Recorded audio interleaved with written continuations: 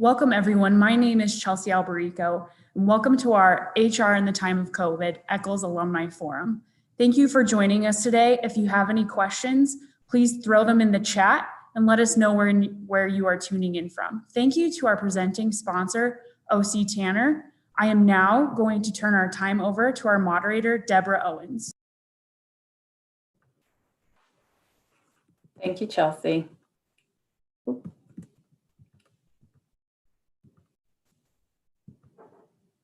All right, sorry about that. Thank you, Chelsea.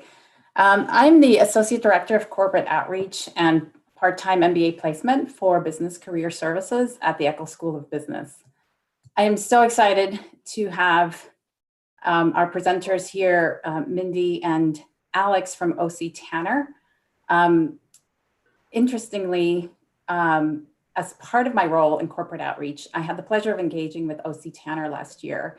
I had a tour of the space, learned a little bit about the company's rich history in this area, its evolution, and quite frankly, its transformation, because it has transformed as a company. It's a great organization, and I'm excited to moderate this conversation today on the topic of HR in the time of COVID. I doubt any one of us had any idea we'd still be here, 10, 11 months later in this pandemic and in this crisis mode. Organizations across industries have been impacted, some positively, but most or many in a negative way. So as people, we've had to adjust. We've had to think differently. We're having to live and work differently. And so OC Tanner is in the business of people. And we're thrilled to hear the perspectives and insights on this topic. I'm going to give a brief just introduction to both Mindy and Alex, but I'll turn it over to them and let them give you a little bit more background. Mindy Cox is Senior VP of People and Great Work, which is a great title. I love it. She has nearly 20 years experience in the industry, and she comes to us with a perspective much more from a practical point of view. Mindy is a Ute, U of U alumni, both from a bachelor's in journalism and an MBA. Dr. Alex Lovell is Director of Research and Data Science at OC Tanner. He's a political sociologist, and he's going to come at this from a much broader perspective based on his experience and what he does. He's also an alum of the U, yay, received his PhD in political science. So now I will turn it over to you guys. Thank you so much, Deborah. We are thrilled to be here today, not only because it's our alma mater, but because this is one of our favorite topics. Helping companies help their people thrive has been our purpose in the world for almost 100 years now. And for those of you who know OC Tanner, many who are local may associate that name with our jewelry store downtown, where you may have celebrated a significant life event or at least a great gift or two. That is part of our story, but it's more of a hobby business when compared to our main, our core business, which is culture, which is helping employers establish a company culture where their people can come and thrive. And we do that through the lens of appreciation and recognition. We have, as you mentioned, evolved from purely a manufacturing company who manufactured symbols of achievement for companies to gift to employees to more of a software as a service organization where we have platforms that companies will brand and introduce into their corporate environments so that employees can use that to recognize each other, celebrate great work, applaud accomplishments, align to strategy. And so that has been an evolution for us, but we're still very much a hybrid organization. So just to give you a sense of the workforce that Alex and I are both a part of, but also that we've been mindful of and getting through this very unusual year. We have a global workforce. We have 6 locations across the world in India and Australia, Singapore, the UK, Canada, the US. We also have several sales offices throughout the United States and globally.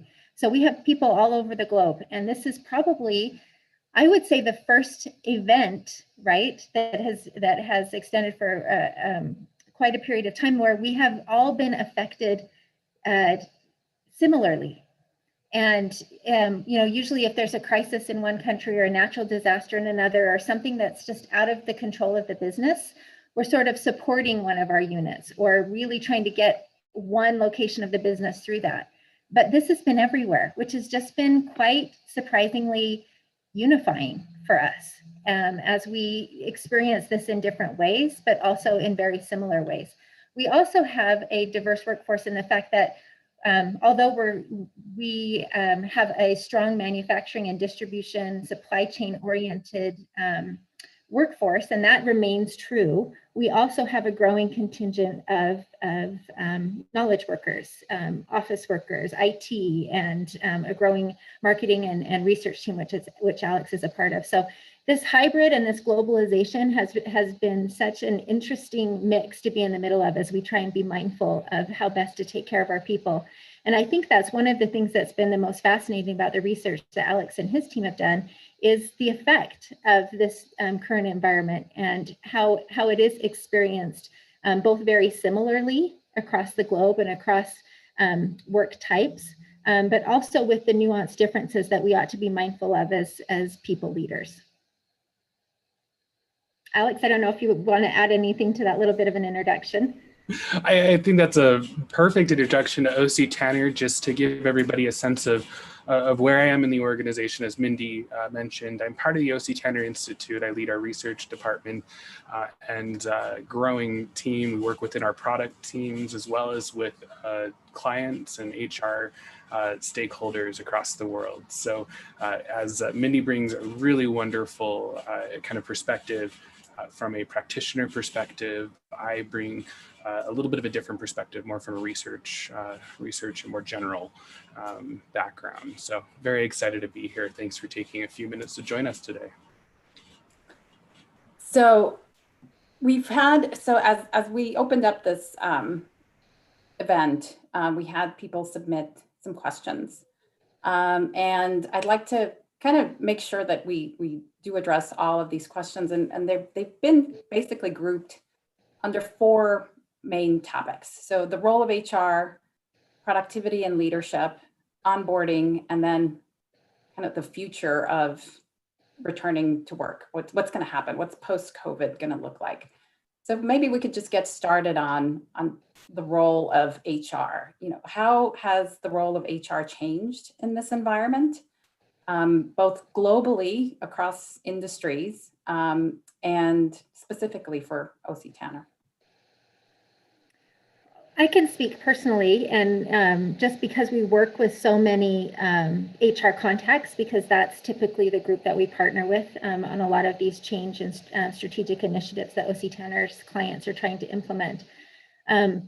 But it's interesting because I think historically HR has been a partner to business in trying to accomplish, the strategies of the business, and increasingly so. It's very important that HR professionals understand the business. How do we make money? Where do we add value from a people perspective? What type of talent do we need to support the strategic goals of the organization, both short-term and long-term?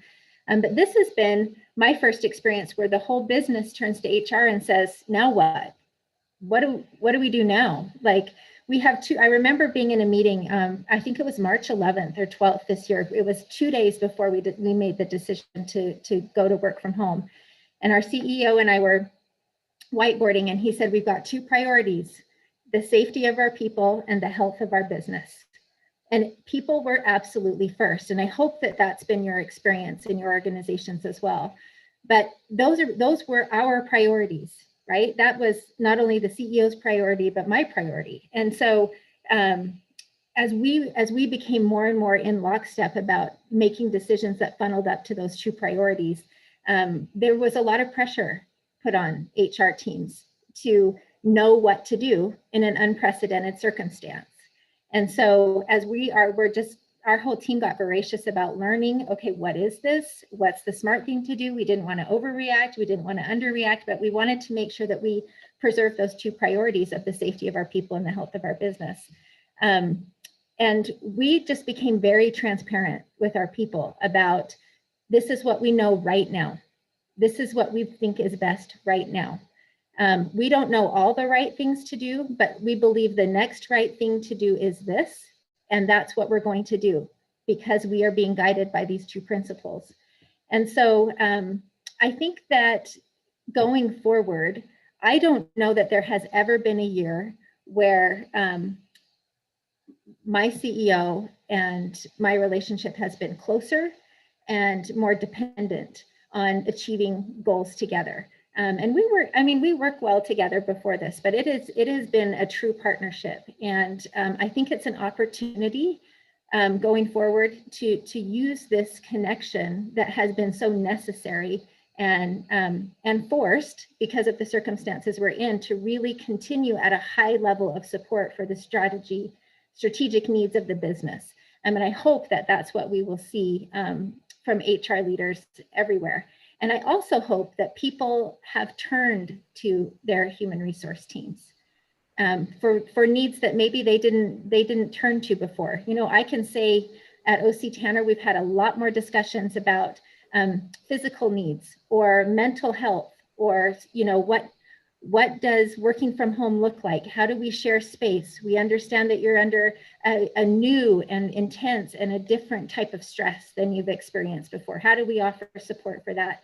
And so the conversation between our people and our team has become very intimate very quickly about really wanting to open access to what may have felt like more of an unnecessary conversation, or somebody said, you know, I am worried about this, but I'm not sure I'm ready to talk to somebody at work about it, to the point where we're just in each other's lives. And if we thought technology had blurred the lines between work and home before, there's almost no gray area left. Like, it's just all in the soup. So we've been adding a lot of resources that way and really reimagining our roles on the People and Great Work team at OC Tanner differently. We have to reimagine what it is that we offer to our people because the support that they need has changed. Alex, what do you see in the research on that? How is it changing HR globally? Well, you know, a lot of what you have just reflected on and shared is very similar to what we're seeing globally. We're seeing a lot of HR stakeholders report kind of an increased need from the business to consult. I think the business is always known, and I think most businesses really appreciate their HR function. But I think they've always appreciated that function from a tactical perspective, from an execution perspective. What we're seeing is that HR has a larger seat at the table, and that it's being sought after for strategic guidance, not just tactical execution. I think that's going to be critical. I think the pandemic has really changed the way that we look at our employee populations. I think instead of seeing them simply as human capital, which I hate that word, it's a very impersonal word, they're starting to see them as humans. And we're starting to see how all of these things work together and how they're truly necessary for the success of any business. And so these culture initiatives, these different types of recognition initiatives, employee experience initiatives that may have struggled to kind of get that strategic attention at the C-suite level, we're starting to see a shift where those become important because people need them to be successful. And we know that when people are successful, typically the business also realizes quite a degree of success.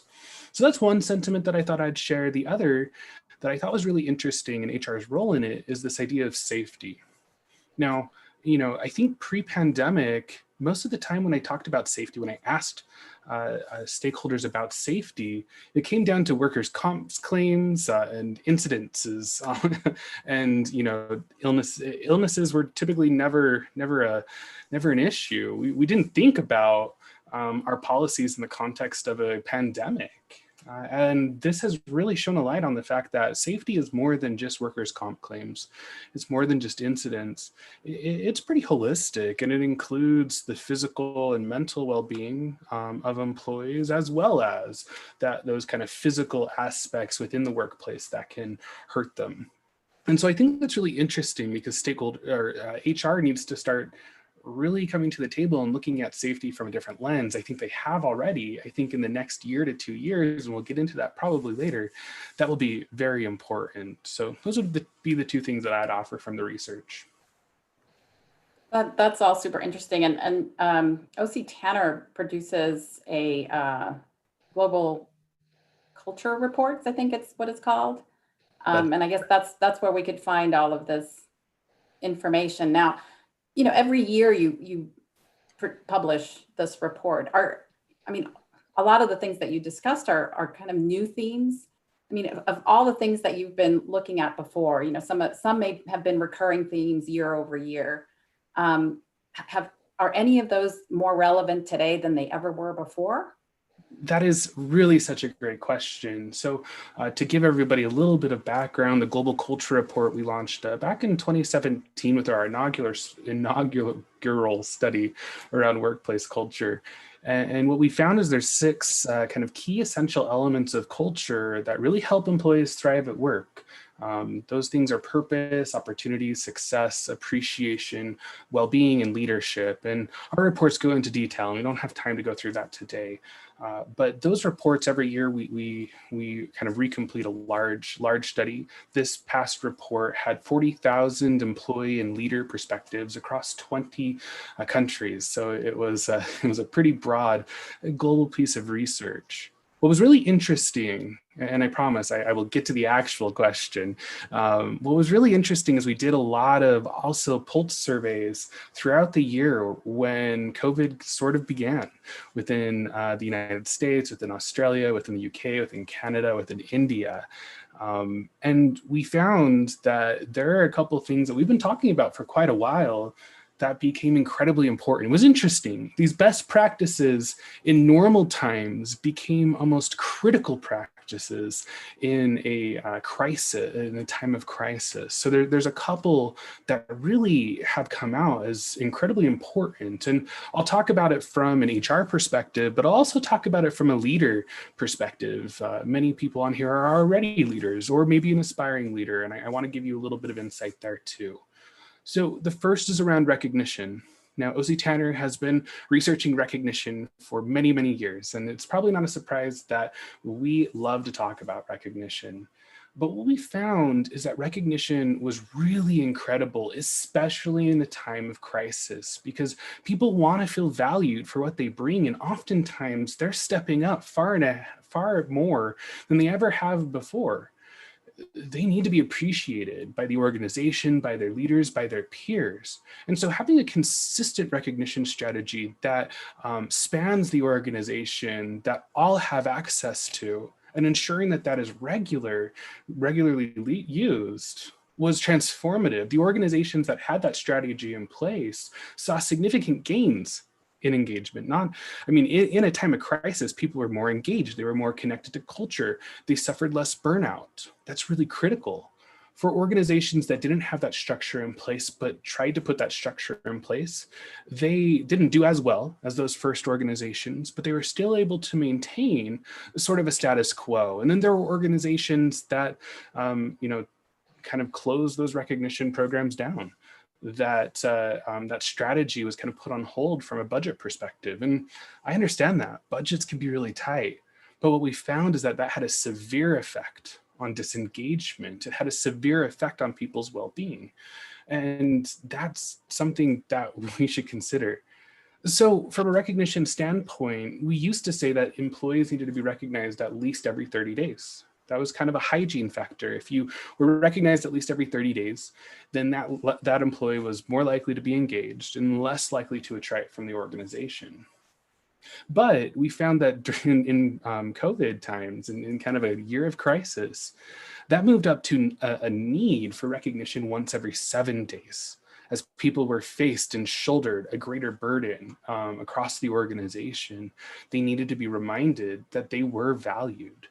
And so organizations need to really reconsider that and ensure that their strategies that have been put in place are designed to be able to deliver those experiences at least at a weekly level, if not more. Now, the other one that I'll share, and then Mindy, I'd really love your perspective on how things have changed just from a practitioner world, is around leadership. Now, if you look, the literature on leadership and why leadership needs to change, well, that's actually been around for a very long time. And a lot of leadership research that we see today is very much recycled from previous kind of eras of leadership research.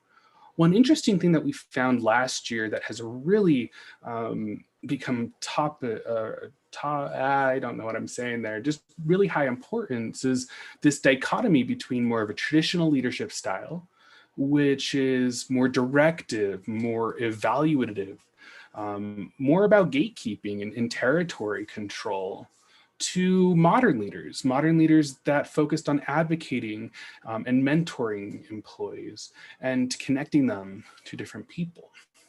That was critical last year, and what we found this year, organizations that had greater proportions of modern leaders had a greater chance of having a highly engaged workforce, even in times of crisis.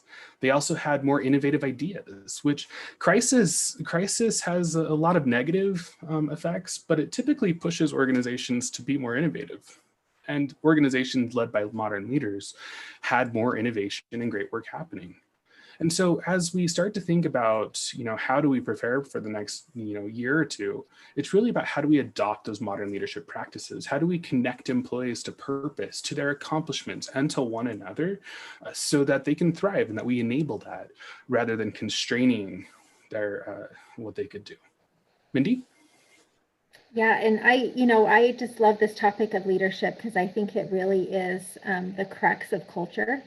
I think HR teams can do a lot to set the tone in an organization, to provide the right benefits, to make it a great place to work. But our primary function is to support frontline leaders as they deliver a daily experience to their team members. And that is something that, everything that we do as a team is meant to support frontline leadership, because there's no way that I can implement a program, a bonus, a party, a tradition, whatever it is, that will make up for a terrible day-to-day experience for a team member with their leader, right? Like you cannot make up for that. And so we want our leaders to understand the responsibility that they have to the employee experience. And as a leader, it's fantastic whatever skills got you noticed and elevated you within a team, and then provided you the opportunity to become a leader. But at that moment that you accept that title and that role, the responsibility is the employee experience. And so just creating that mind shift and making sure that leadership understands their role in the organization, and again, connecting people to the principles of what makes somewhere a great place to work, as Alex talked about, to purpose, to opportunities, to success. We had to acknowledge the fact that the way that our frontline leaders delivered that experience changed in an instant. They didn't have training for how to do that remotely. We didn't have, it's not something that we had anticipated going into. So I would say right off the bat, the first thing that we let people know is, if your job for the first few weeks and onward is to listen. Like, you have to understand what's going on with your teams. And I think the inclination, at least at first when we went to fully remote meetings and Zoom and virtual, was you get on the call, everybody assembles, we dive into the agenda, it's business, I'm on to the next call. And that's not how it happens when we're face to face, right? We're gathering, we're chatting, we're laughing, we kind of settle in, and then the meeting begins. Well, people were really feeling a vacuum from that social interaction, that piece of the meeting that really satisfied part of that employee experience. And so whether or not you have to build that in with some type of a out of context question at the beginning of a meeting, or a conversation starter, or something funny, or just have a leader say, start with something that's more casual to sort of set the tone of, hey, we're here, we're okay, we're still just a team, we're a bunch of people, what do you want to talk about? What was the best thing from last week? What's going on? What is that weird picture in the background? Or who is the kid that just walked into the meeting? Like, tell us about that and let's connect. And so those one-on-ones became more and more critical to us. And I will say that Alex's culture report has given us a gift in the last year, in the fact that in traditional HR training, we learn about sort of the employee stages. We're going to attract employees, we're going to recruit them, we're going to onboard them, we're going to develop them, then we're going to, separate, right? Like, there's this retirement.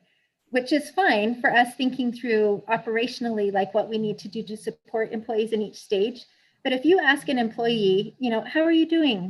What's work like? They're not like, well, I'm in the onboarding stage or I am being recruited. That's not how they think about it. They have just had an experience with the organization. And so this mind shift from an employee life cycle to the employee experience being a collection of these micro moments, these micro experiences, really helps break down sort of this bigger picture, I think, that sometimes we can get overwhelmed with. I don't know how to fix this. I don't know how to help you feel more normal. I don't know how to help you feel more connected. But I know that if I sent you a note in the mail or dropped off a treat on your doorstep or asked for just some extra one-on-one time with you so that we could talk about something that wasn't work related, that creates a micro experience that deepens connection. And people more than ever are craving that type of experience. And it's not artificial. It has to be authentic, right? It has to come from the heart. It has to be aligned to who you are as a person, as a leader, and you have to know the employee too. So what you might do for one member on your team might seem totally strange to another, but because you've taken the time to have those one-on-one conversations with them, kind of what makes each person tick. And I would just, if any organization, I don't know at this point if any organization is saying, hey, we're just going to go on hold for a moment until this thing is over. We're so past that. But just doing those small things adds up to some big impact in the way that people feel about who they work with, the work that they're doing, and the team that they're on. And if you haven't taken the time to do that as a leader, I would just challenge you to take that on. It's well worth your time, and it puts people in a headspace and in a trust space that their productivity is enhanced, their innovation is enhanced, their permission to add the value that only they can add as a member of your team is really brought to the fore. I think that's so definitely so critical. That this whole, it's almost shocking that the amount of communication and listening that we have to do now. I mean, it's just gone to a different level, and I don't think that everyone's there necessarily understanding how critical that is. But we all crave communication. We all crave connections, but it's just trying to figure out how to do it in this new space is definitely a challenge. Well, Deborah, can I just add, don't overthink it. Like, it doesn't have to be with the beautiful header and the glossy thing and edited by the best writer in your company. We stumbled very accidentally on a practice that has become important to many people in our organization, and that was just starting March 13th or whenever it was, Alex. We ended up quite accidentally sending out a daily email from myself and our CEO. We co-authored an email about, here's what we know today. Here's what you need to know. Here's how we're doing as a business. Here's how how many clients we've heard from. Here's what the plan is for next week or tomorrow or this afternoon. Well, I don't know how many messages into it we are, but I think it's 300 or something days later, and we're still writing one every single day. And it has spanned from tactical to philosophical to pictures from vacations or families. And what I know is that whether or not every single person has found every single message inspiring or informative, I have no idea. But at least one person every day we hear from who said, I needed to hear that, or I feel more connected, or now I understand. And it seems counterintuitive, but I truly believe we were close before, but we are connected now. And that is something that is going to be a benefit that we take from this experience forward as an organization. Absolutely. And like you said, I mean, we're actually, almost sharing more than we ever would have shared. The kids in the background, the pets crawling across the screen. It's humanized work in such a different way. Absolutely. I mean, and leaders have that added responsibility, though, of making sure that they are making these connections, that they are humanizing the whole experience even more, and being careful about these smaller moments that you mentioned. And I imagine, and of course, it depends on whether you're working from home and there are people that are still going to the office. And Mindy, you mentioned you have this hybrid type of work environment. And I think one of the biggest things that maybe as leaders, people are concerned about is productivity. It's changed. Things have changed for everyone, even those that are still going into the office just as much as for those that are at home. So can you talk a little bit about productivity and how maybe productivity is impacted through HR in both of those different environments? Yeah, no problem. I think the first step that we took toward just enabling productivity was the fact that, forever before COVID, we had some people that would take work from home days, but we didn't really have a regular sort of work from home workforce.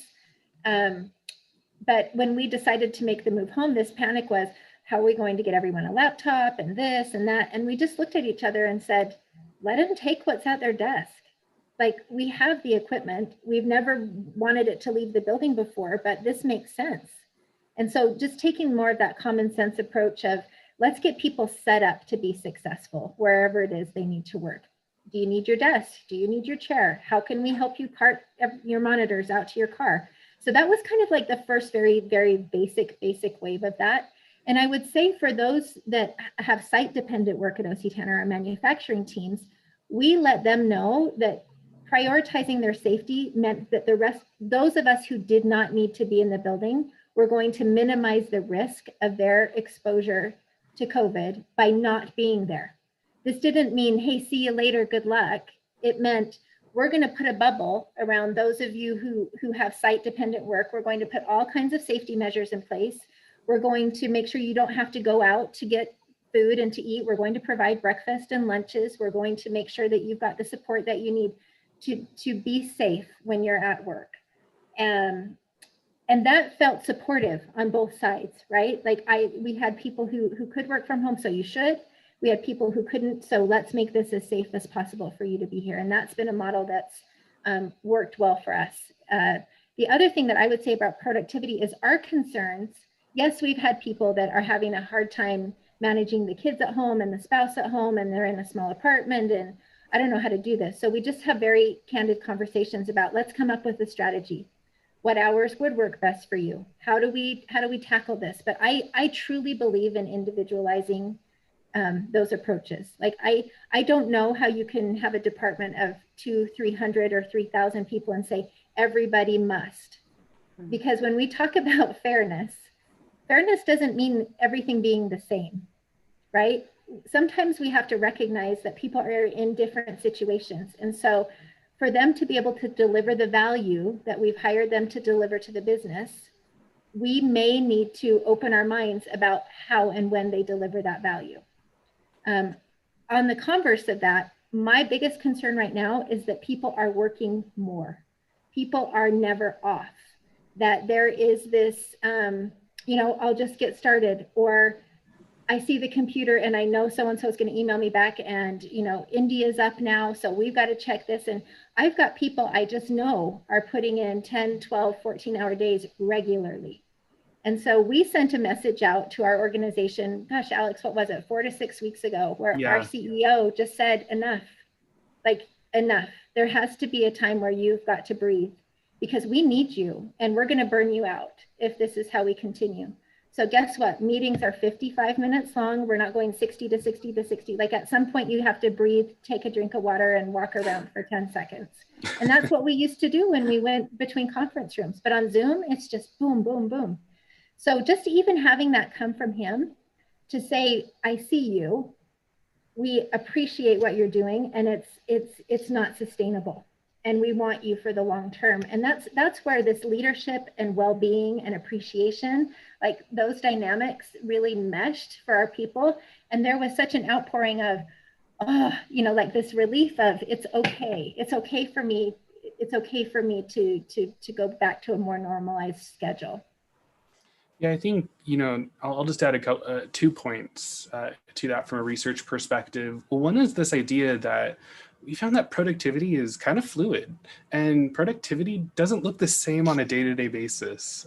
And I think that's something that people need to come to terms with. I think we've been taught for a very long time that productive employees look like this. In highly operationalized roles, it's even more so. You are on the floor, on the phone from X to time to X time. Then you can have a 10-minute break, and then you're back there. So you have kind of one set of workers there, where productivity needs to be reconsidered. It could be equally productive to take them off the floor, off the production floor, and allow them to access on-site mental health care services that can help reboot and recharge, or to have an on-site nurse that can help them with a medical issue, right? That could be equally productive to having them on the phone for 30 more minutes, because it helps them return back to work in a more productive fashion. So I think, for our site-dependent workers and operationalized workforces, that's just one thing to consider. For our work from home,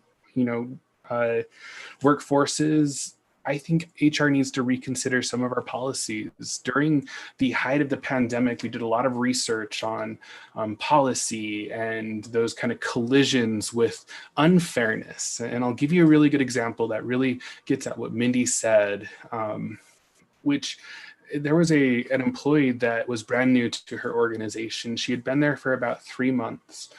They had a policy that an employee that hasn't been there for a year does not receive a reimbursement for any work at home expenses, like a desk, like a chair. And so this employee, who had been previously unemployed, so had really exhausted her savings, wasn't able to afford a new desk, a new chair. All her coworkers were able to afford a new desk and a new chair. So that policy kind of collided with an external incident that really had a dramatic impact on her employee experience and her perception of that organization's culture.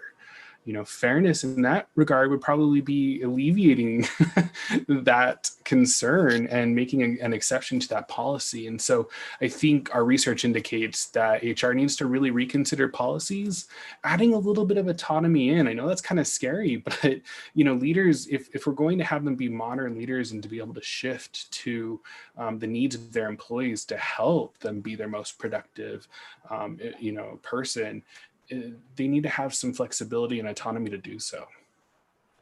I really love this whole idea. I mean, everything that you guys have said is, it depends, and it depends on who you're dealing with. It depends on a lot of things. So this approach of thinking about people individually, and the approach should be more individual than sort of, big and broad and kind of one size fits all.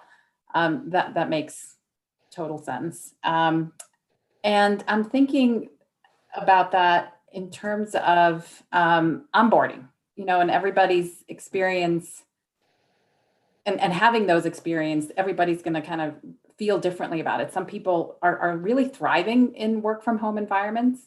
They love sort of this more distanced approach, but other people really miss it. And so what's the role of onboarding these days, and how can you make that experience, or how have you guys made that experience, or have you consulted to companies to make that experience more normal for people, if you will?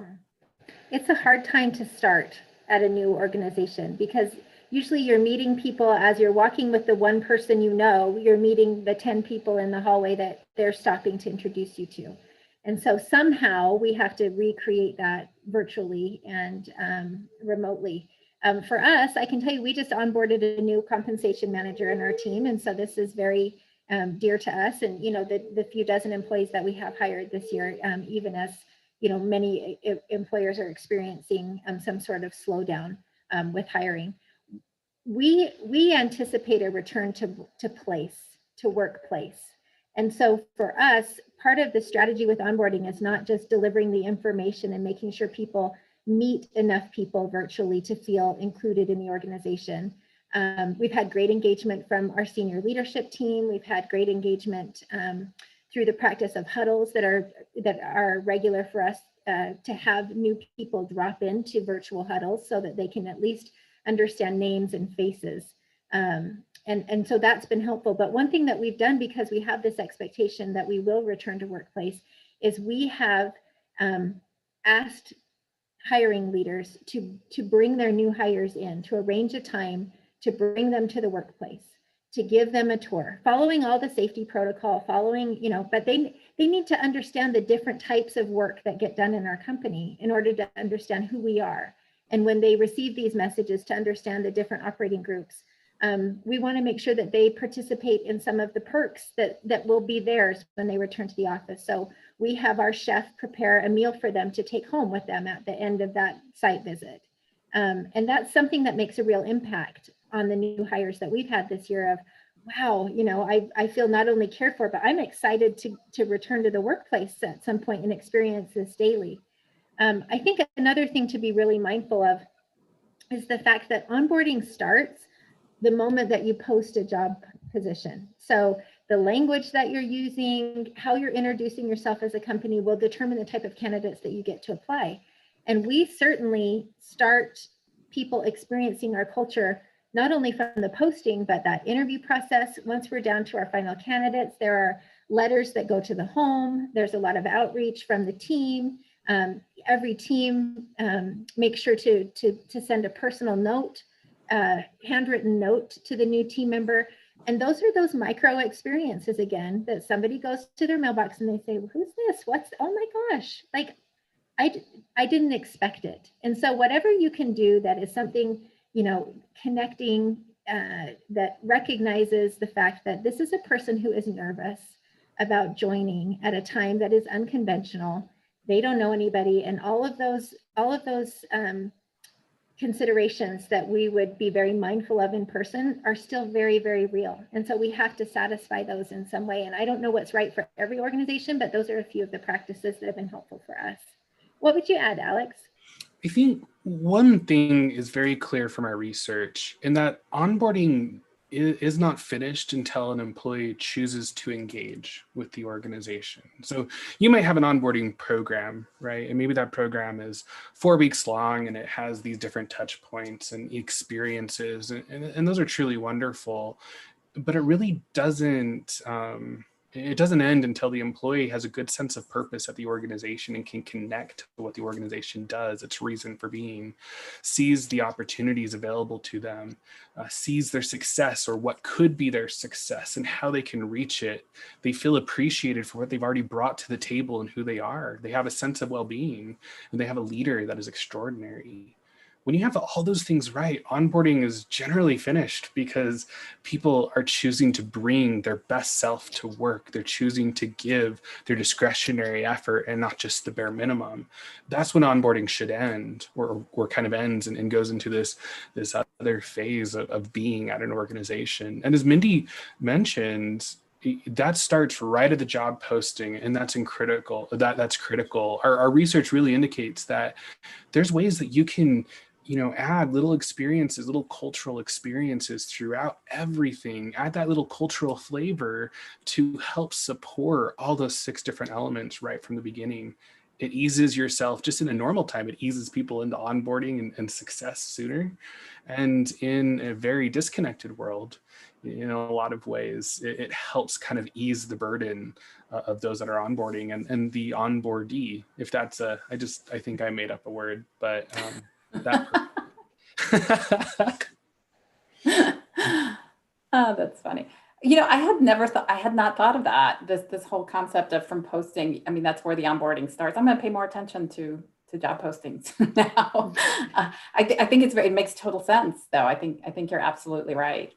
And if people aren't doing it, they definitely should, kind of put in that flair of the company culture. So we've talked about a lot of different things, and you guys deal with a lot of different companies. And you've talked to us a lot about what OC Tanner is doing in particular. Would you give us some examples of companies that you work with that are kind of doing this whole COVID world thing well, and maybe what they're doing specifically? Oh my gosh, that's such a fun question, because organizations are being so creative right now, and we're so thrilled to be in partnership with so many. I can tell you when Alex was sharing those statistics about one, and the sort of the basic human need to be recognized once every 30 days, and then in crisis once every 7. We work with an exceptional healthcare client, a New York Presbyterian, who was just in the middle, as you know, of the epicenter of COVID in New York City at the very onset of the pandemic. And instead of sort of shutting everything down and getting really quiet everywhere so that the nurses and doctors could do their jobs, their HR team really rallied to say, this is when our people need us the most. And instead of once every 7 days, because our people are living crisis, that was their minimum, because their people live crisis every day, right? Like they're in high stress situations every day. They said, our goal is to make sure that every healthcare provider receives appreciation or recognition at least once every 7 hours. And so isn't that incredible? And you would think, oh my gosh, maybe that's overkill. It was like oxygen to this workforce that was in complete chaos and trauma. And just to be able to partner with them, we did some frontline hero awards with them. We helped them with some e-cards that they made sure were filled up their providers' inboxes, so that when they went to do some of the administrative aspects of their job, there was appreciation there for them. Our employees, I'm going to get a little bit emotional, but our employees wrote thank you notes and sent them to our contacts at these healthcare providers. We were privileged to be able to manufacture and donate some face shields that were so desperately needed, that PPE that was non-existent at the beginning of the pandemic. And I'm proud of our company for doing that. But the special sauce on top of that was the thank you notes that went inside every package of those face shields.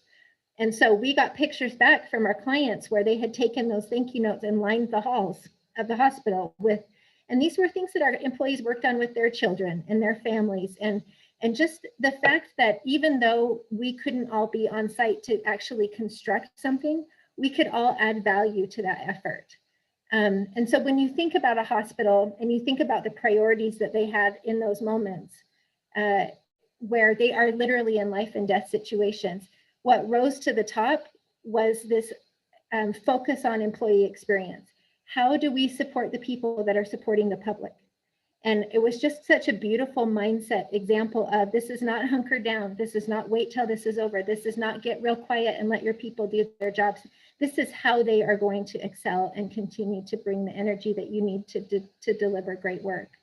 And there's examples of that across multiple industries, airlines that we work with who have taken, this opportunity to really just show appreciation, even as they've had to make tough decisions with early retirements or layoffs. But how do we show who we are? Because not only do we want to give these people a send-off worthy of the contribution that they've made when they're at our organization, but how we go about this sends a message to everybody that is still here about what we believe is the value of people. And so to work with clients that get that it's not just about honoring those that are leaving or those that are in the middle of the crisis, but it's also about those employees that are watching you and going, do they walk the talk? Are they thoughtful? Are those things that they taught me in onboarding being practiced? That's been an honor to see among so many of our clients. That's such a great story. And I that goes back to your statement before about we're actually more connected. And I think that those situations like that, it just, you do feel more connected to people. Because I know my kids are writing thank you notes all the time, and we're doing it also at work. And you just feel this sense of gratitude for the people that are out there, even more in the thick of things during this time. It relieves some of that sense of helplessness too. Yes. I mean, we all say, what can I do? And we think it has to be big. It just needs to be something that helps focus our energy in a positive way. Absolutely. Well, we've got a bunch more questions, but we're starting to get to that time. So I definitely want to open it up to our audience to ask some. And I think we've got our first one here. Let's see. Tracy asks, what types of recognition programs do you have that specifically focus on employees that are working from home or offsite? So because most of our recognition is done on a software platform, we are able to electronically send notes of recognition, nominations that are equated to, sometimes equated to point levels that employees then accumulate in a virtual way and then can go on and have an online catalog or shopping experience where they redeem those points. One thing that has been great, and we actually saw a big uptick in recognition as we came home, is the fact that when you have recognition that is done in a systematic way and has a platform as a home, it gives leadership visibility to the work that's being done. And so instead of being able to look across the office and say, well, they look really busy today, I'm going to go ask them what they're doing. When I see an e-card or a nomination being sent, I'm being copied on something that a peer or someone from another department is recognizing as great work that they've done that I cannot physically see right now because we're not in the same space. I have an awareness of what my team members are delivering to the organization, and I can then comment on that or seek more information, or hey, is that something that we should be taking organization wide? And so because we operate from a cloud-based platform, it just gives visibility to everyone, and it doesn't matter where you are in the world. Our colleagues are connected by that system. That's awesome. Yeah, I remember my first physical recognition gift was a bracelet. Mm-hmm. the 5-year kind of thank you for your contributions. After 5 years, you get a bracelet. Well, and what that bracelet may or may not be significant, but it's the memory that it evokes, yes. Right? And yes. Every time you put it on and think about it, there's a that is smile. true. I can see that. Yes, that's true. And we have. Oh, sorry. Go ahead. No, go ahead, Al. I was just going to say there, one additional thing is that a lot of organizations are kind of reassessing some of these symbolic pieces and going away from some of these kind of normal, like it's a silver, level, or it's a gold level, or it's a, gemstone of some type, and starting to reconsider their company's story and their company's history and the symbolism in all of that, and then reshaping pieces to really fit that kind of story. And so an employee kind of experiences these cultural milestones along their own journey with the organization, and that's been kind of a fun way to kind of reinvent that and still make it really symbolic and meaningful. Absolutely. All right, Darren is asking a question that I actually had on my list too, and that was, the future of, like, what's next? What are HR folks doing to help organizations prepare to return to work post-COVID? Mm-hmm. Well, that is, I always say we've got a great plan with no deadline. So, we've been thinking about this for months, and I cannot wait to, welcome people back to a choice of workplace. I mean, at this point, we're kind of we're being forced into some different safety measures that determine where we work. But if I had to say, the biggest difference going forward, we definitely need to welcome people back to workplace. And that's been a big distinction that I wanted to make with my organization. People have been working. Like, let's make no mistake about the language that we're using. It's not welcome back to work, right? Because everybody's going to go, I've been working pretty dang hard for the last year, so I don't know what you're talking about. But welcome back to workplace. And, this discussion about why workplace matters. And we have this theme that we're rallying around with our welcome back around being together again. And what does that mean? And how do we create experiences around that? But I think it is inevitable that the idea of workplace has been changed forever and globally. So, whether or not it becomes necessary to hop on a plane for that really critical meeting, or whether or not, people are going to give each other 2 or 3 days of their life back to do a Zoom call, I cannot see the argument and the pendulum swinging so hard the other way that we're back into exactly the lifestyle and work style that we had been living for so many decades previous.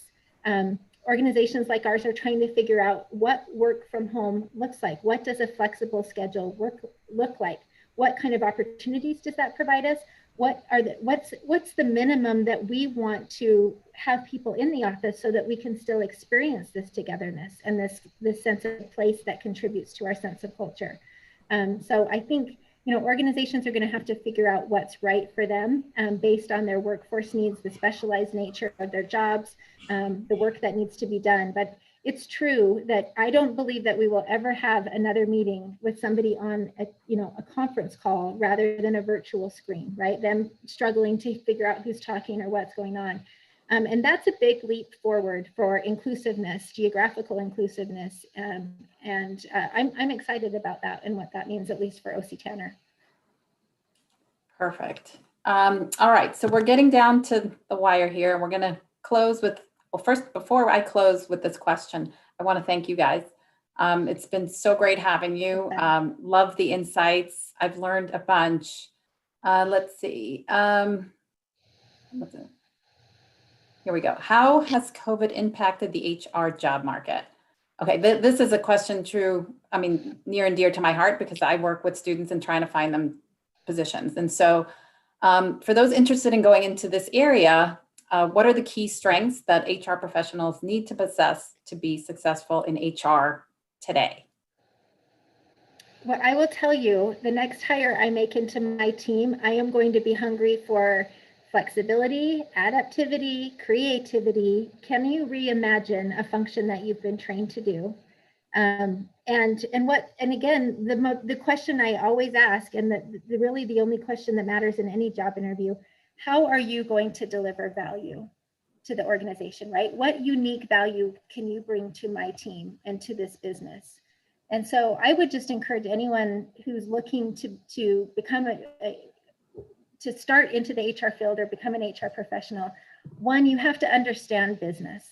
You have to understand why the business exists, how it makes money, what the supply chain looks like, what jobs are critical to the organization. You have to understand how to support the operational aspect of the business. And you have to be strong in strategy. HR operations is becoming more and more automated. And the real value that a people team adds is this experience, this experiential, how can you help us differentiate as an employer so that we can add more value to the business through our people? And so if you come in with a mindset like that and some creative ideas about hybrid workplace, or how you can reimagine a function that has been done in a traditional way, you're going to instantly add some value. What would you say, Alex? I would say the number one skill I would say that everybody should focus on is data literacy. We now live in a data-driven world. Whether we want it to be that way or not, it's here, right? And being able to understand the basics of data and what that means to the business, and how to use HR data to actually enrich business strategy and ensure that people perspective is represented and represented accurately. That's a critical skill, and that's a skill that will set people apart. So whether if you're new to HR, get that, get on that, get that skill on your resume. And if you're seasoned, take a class, go just have fun with it. And don't be scared about data. Don't be scared about statistics. I promise you, it's not that scary, and it will add value, not only to you, but to the business. Thank you so much. We're so proud to have you both as alumni of the U, and love having you guys. And thanks so much. And I'm going to turn it back to Chelsea. Thank you.